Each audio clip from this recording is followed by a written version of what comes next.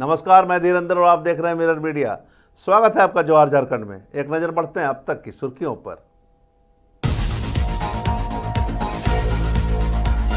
गोविंदपुर में चोरी का तांडव, बंद घर से की लाखों की चोरी, जांच में जुटी पुलिस।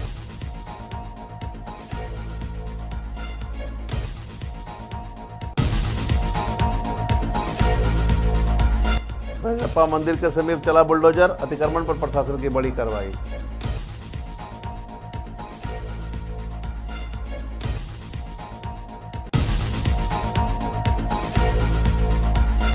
डीएसपी लूटकांड का खुलासा, फायरिंग कर लूटने वाले 2 अपराधी गिरफ्तार।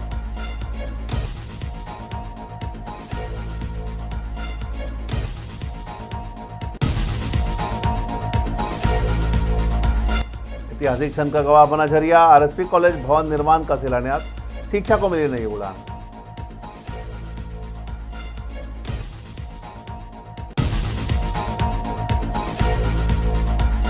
और बीसीसीएल सीएमडी संघ उपायुक्त ने किया भूदसान क्षेत्र का निरीक्षण, लोगों से जल्द शिफ्ट करने के अनुरोध।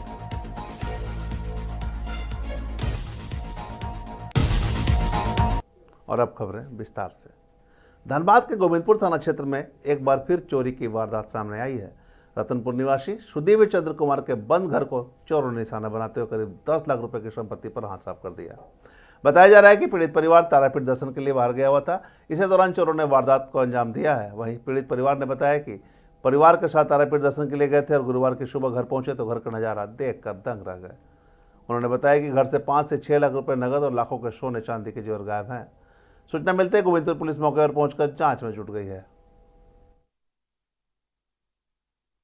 14 तारीख को तारापीठ गए थे। रात को यहाँ से निकले थे घर से 10 साढ़े 10 बजे के करीब और आज सुबह 4 बजे लौटे। 16 तारीख को सुबह 4 बजे।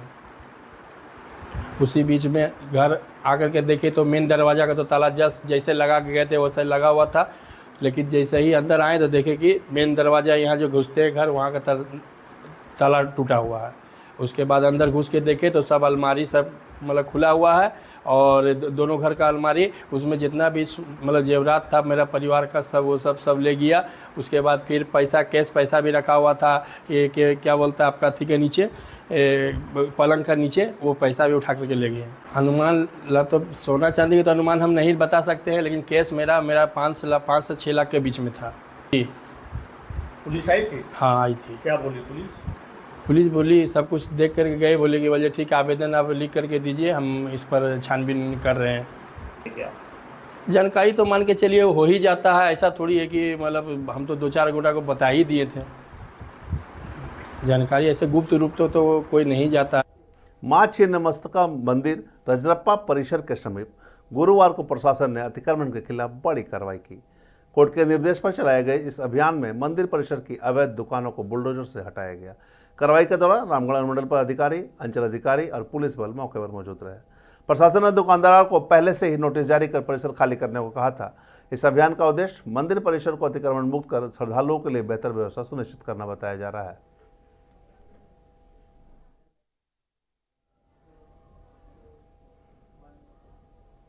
उपायुक्त आदित्य रंजन तथा वरीय पुलिस अधीक्षक प्रभात कुमार ने गुरुवार को केंदुआडी गैस रिसाव स्थल का भ्रमण किया।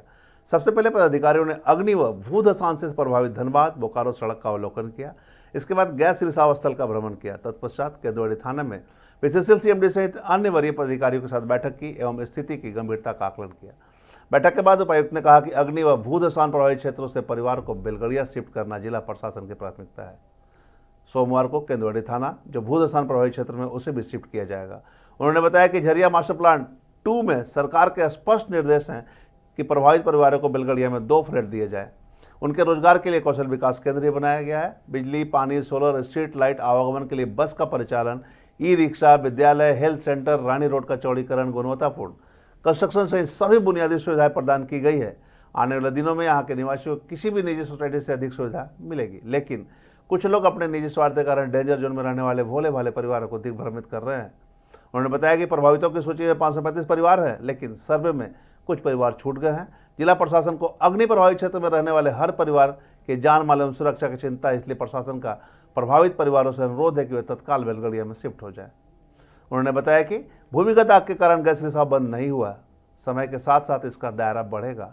IIT, ISM, खान सुरक्षा महानिदेशालय, सिम्फर सहित अन्य तकनीकी संस्थानों ने इस स्थान का निरीक्षण कर निष्कर्ष निकाला है कि पूरा क्षेत्र डेंजर जोन है। भविष्य में इससे भी अधिक भयावह स्थिति उत्पन्न हो सकती है, इसलिए सुरक्षा के दृष्टिकोण से प्रभावित क्षेत्र से परिवारों को शिफ्ट होना ही एकमात्र विकल्प है।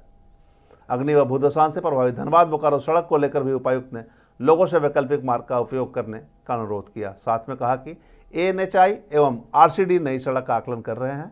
वर्तमान सड़क का उपयोग के लायक नहीं है। अग्नि व भूदशान के कारण केंदुआड़ी थाना भी प्रभावित है। केंदुआड़ी थाना को केंदुआ में स्थित पुराने BSNL के टेलीफोन एक्सचेंज में सोमवार तक शिफ्ट कर दिया जाएगा। पदाधिकारियों ने बैठक के बाद स्थल का निरीक्षण भी किया।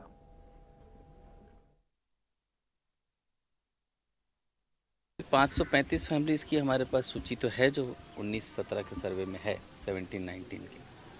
बट इमीडिएट सेंस में अभी जो जहाँ घटना हुई है वो थोड़ा साइट से, जो हमारा हाई रिस्क साइट है उससे थोड़ा बाहर भी है और हाई रिस्क साइट के अंदर भी है। तो कुछ फैमिलीज़ हैं जो छूटे हुए हैं। वो एक बहुत जेन्युइन कंसर्न है लोगों का, उसके लिए हम सब प्रयासरत हैं। अभी की मीटिंग भी सिर्फ इसी मुद्दे पे थी कि कैसे ऐसे लोग जो प्रभावित तो हैं किंतु वो सर्वे से बाहर हैं, तो ऐसे लोगों को कैसे हम लोग जो है एंट्री कराएंगे, उसके लिए हम लोग प्रयासरत हैं, ताकि उन लोगों को जान माल की सुरक्षा के लिए इमीडिएट हम लोग उनको घर दे सकें, उनका कॉम्पेंसेशन दे सकें, उसके लिए हम लोग प्रयास एक मुआवजे से जो सर गैस निकल रहा है उसके लिए क्या अभी नहीं, गैस तो देखिए नवंबर-दिसंबर से ही हम लोग देख रहे हैं वो बंद नहीं होने वाला। ये पूरा क्षेत्र ही अग्नि प्रभावित है और ये कोई सिलेंडर नहीं है कि ख़त्म हो जाएगा।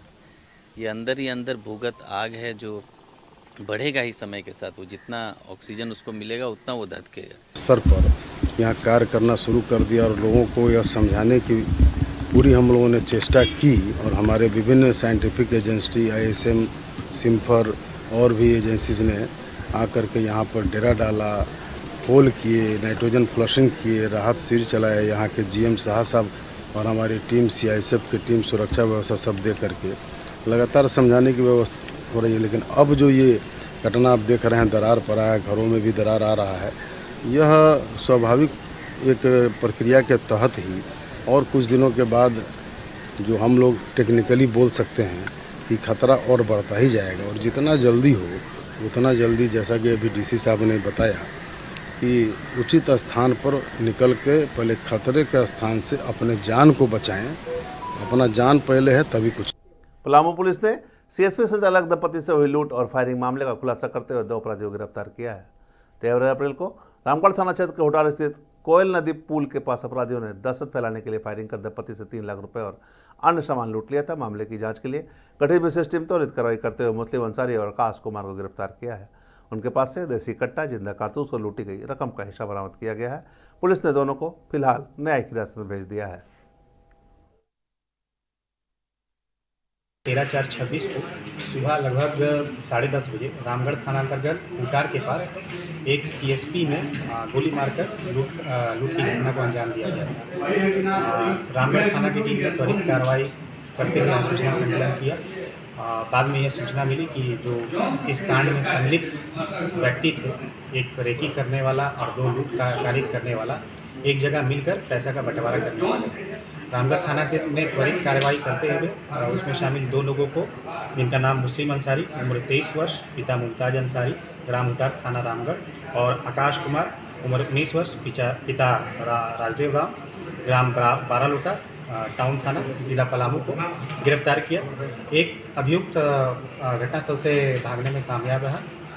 पुलिस द्वारा लगातार छापामारी की जा रही है और अन्य जो भी सामान बरामद किया जाना है उसके लिए छापामारी की। धनबाद के झरिया में गुरुवार को शिक्षा के क्षेत्र में एक ऐतिहासिक पहल देखने को मिली, जहां नूनुडे स्थित मामा होटल के समीप RSP कॉलेज के नए भवन निर्माण का शिलान्यास भव्य माहौल में संपन्न हुआ। मौके पर झरिया के विधायक रागनी सिंह ने विधिवत पूजा अर्चना कर कॉलेज भवन की आधारशिला रखी, जबकि धनबाद नगर निगम के मेयर संजीव सिंह की गरमाई उपस्थिति ने कार्यक्रम को और विशेष बना दिया। कार्यक्रम में सैकड़ों की संख्या में स्थानीय लोग, छात्र छात्राएं, जनप्रतिनिधि और सामाजिक कार्यकर्ता मौजूद रहे। पूरे क्षेत्र में उत्साह और गर्व का माहौल देखने को मिला। विधायक रागनी सिंह ने कहा कि यह भवन झरिया समेत आसपास के क्षेत्रों के विद्यार्थियों के लिए उज्जवल भविष्य की मजबूत नींव बनेगा। वहीं मेयर संजीव सिंह ने इसे शिक्षा के क्षेत्र में नई संभावनाओं का द्वार बताते हुए कहा कि इससे युवाओं को बेहतर उच्च शिक्षा सुविधा मिलेगी। में मेरा नहीं बल्कि सबका प्रयास था, सबका सहयोग था, जो आज हम सबके एक सफलता मिली, बहुत बड़ी सफलता, क्योंकि लंबे समय से चाहे मेयर साहब का योगदान हो, क्योंकि इन्हीं के कार्यकाल में 19 में ही इनका लड़ाई जारी था, जिसका परिणाम था कि 13 एकड़ ज़मीन उपलब्ध हो गया था। लेकिन बीच में 5 साल नहीं होने के कारण और किसी ने प्रयास भी नहीं किया, जिसका परिणाम है कि कुछ नहीं हो पाया। और आज 1.5 साल से हमारे लगातार प्रयास जारी थे। आप देखे होंगे कि सदन में जब भी हम जाते थे तो एक बार ज़रूर आवाज़ उठाते थे कि भैया मेरा आरएसपी का जो टेंडर जो प्रक्रिया में है, जो प्रोसेस में है, आखिर कब तक होगा। आज तो कहीं ना कहीं आज जाकर रंग लाया और आज जाकर हम लोग पूजा करके और शुरुआत किए हैं। जब चुनाव 2024 में जीती, इनके अथक प्रयास से टेंडर भी फाइनल हुआ और आज उस जगह भी शिलान्यास हुआ और 64 करोड़ के लमसम की ये जो है योजना है। और झरिया क्षेत्र के साथ साथ झरिया के आसपास क्षेत्रों के लिए जो बच्चों में एक पढ़ाई के लिए निराशा भरी हुई थी कि हम एक अच्छे कॉलेज में नहीं पढ़ पा रहे, हमको शिक्षा नहीं मिल पा रही है, ये हम लोगों का प्रयास था कि ये कॉलेज खुले। और मैं जब 1-2 बार रांची बीच में गया था तो वहाँ के सचिव महोदय से और माननीय मुख्यमंत्री से भी कई बार, श्रीमती रागिनी सिंह जी जो माननीय विधायक झरिया हैं, इन्होंने कई बार वहाँ बात रखी। झरिया के लिए ये सबसे गौरवान्वित की बात। बीसीसीएल एरिया वन स्थित एएमपी कॉलोनी शताब्दी में कार्यरत डंपर ऑपरेटर सुरेश यादव का इलाज के दौरान गुरुवार को सुबह निधन हो गया। वे बरोड़ा न्यू क्वार्टर निवासी थे। प्राप्त जानकारी के अनुसार 19 मार्च को प्रथम पाली में ड्यूटी के दौरान अचानक उनकी तबीयत बिगड़ गई थी। मौके पर मौजूद सहकर्मियों ने तत्परता दिखाते हुए उनके पुत्र को सूचना भी दी थी, जिसके बाद परिजनों ने उन्हें तत्काल रीजनल अस्पताल बागमारा में भर्ती कराया था, जहां प्राथमिक उपचार के बाद डॉक्टरों ने बेहतर इलाज के लिए उन्हें असरपी अस्पताल रेफर कर दिया था। अस्पताल में इलाज के दौरान गुरुवार की सुबह उनकी मौत हो गई। घटना की सूचना मिलते ही परिजनों में शोक की लहर दौड़ गई। मृतक के आक्रोशित परिजनों ने 100 को बीसीसीएल एरिया कार्यालय के समक्ष रखकर नियोजन की मांग को लेकर प्रदर्शन शुरू किया। घंटों तक चले इस घटनाक्रम के बाद मामले की जानकारी यूनियन प्रतिनिधियों और बागमारा विधायक शत्रुघ्न महतो को दी गई। विधायक शत्रुघ्न महतो ने हस्तक्षेप करते हुए बीसीसीएल प्रबंधक से बात की। वार्ता के बाद प्रबंधन द्वारा मृतक के आश्रित को नियोजन देने तथा उनके कार्यकाल से संबंधित पीएफ, छुट्टी और अन्य देवराशि का भुगतान करने पर सहमति बनी, जिसके उपरांत मृतक के बड़े पुत्र नीरज कुमार यादव को विधायक एवं यूनियन प्रतिनिधियों की उपस्थिति में प्रोविजनल नियोजन पत्र सौंपा गया।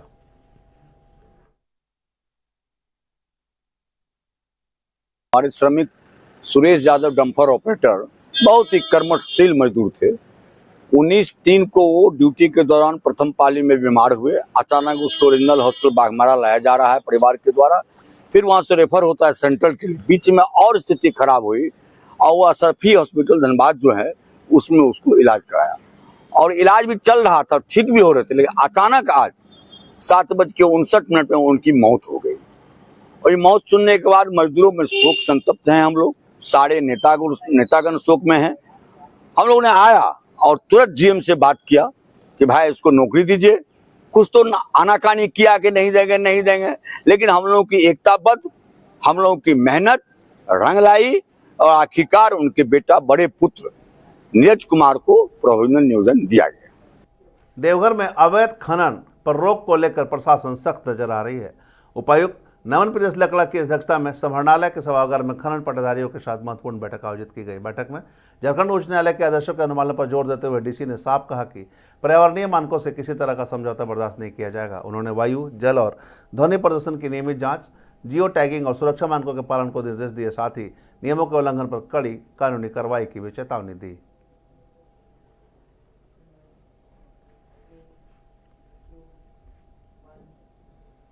नवोदय विद्यालय में नामांकन को लेकर छात्रों का मेडिकल प्रमाण पत्र बनाने हेतु धनबाद के सदर अस्पताल में पैसे की मांग के आरोप को लेकर जिला परिषद सदस्य पिंकी मरांडी ने आरोप लगाया और सिविल सर्जन से इसकी शिकायत की। इस दौरान सिविल सर्जन और जिला परिषद सदस्य में थोड़ी नोकझोंक भी हुई। थोड़ी देर के लिए सिविल सर्जन कार्यालय माहौल गर्मा गया। बाद में आश्वासन के बाद मामला शांत हुआ। हालांकि जीप सदस्य पिंकी मरांडी ने बताया कि कागजातों की जरूरी छात्रों को समय पर होती है, सिविल सर्जन कार्यालय में उन्हें दौड़ाया जाता है और पैसे की मांग की जाती है। काम समय पर नहीं होते हैं। जबकि दूसरी तरफ सिविल सर्जन ने आरोपों को नकारा है और उन्होंने कहा है कि काम सब समय पर हो रहा है, किसी से पैसे की मांग नहीं की जाती है, हर चीज की जांच की जाएगी। कि दीदी हम लोग 4 दिन से हम लोग जो है कि घूम रहे हैं, हम लोग का जो है कि मेडिकल सर्टिफिकेट नहीं हो रहा है। तो हम लोग बोले कि जाके हम लोग देखते हैं कि क्या चीज़ है। यहाँ हमारे टुंडी के कुछ गार्जियन बता रहे हैं कि हम लोग से पैसा उगाई किया जा रहा है 1500 रुपया, कि तभी हम लोग जो कि मेडिकल सर्टिफिकेट देंगे। जब हमने पूछा कि आप लोग का एडमिशन कब है, तो बोले कि हम लोग का एडमिशन एकलव्य विद्यालय की 19 तारीख को है, नवोदय की 20 तारीख को। तो जब ऐसे 16 तारीख आज तो ख़त्म ही हो गई, 2 दिन का टाइम है। तो सही में हमने सिविल सर्जन से पूछा कि सही में अभी किसी का भी अभी तक मेडिकल सर्टिफिकेट नहीं बना। तो बस यही सब हम लोग को देखने को मिला। सही में गार्जियन से भी हमने बात किया, यही जानकारी मिली कि हम लोग को नहीं बनाया जाए। 4-5 दिन से हम लोग घूम रहे हैं। और जो आज झारखंड में अब तक बस इतना ही। देश और दुनिया की तमाम खबरों के लिए बने रहे मिरर मीडिया के साथ।